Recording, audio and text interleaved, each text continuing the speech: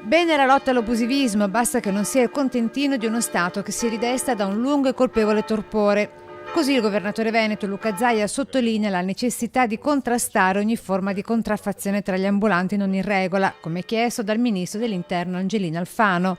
Parole e provvedimenti condivisi anche dallo sceriffo Gentilini. Sono perfettamente d'accordo, ma ognuno sta scimmiottando e imitando quello che io dicevo 20 anni fa.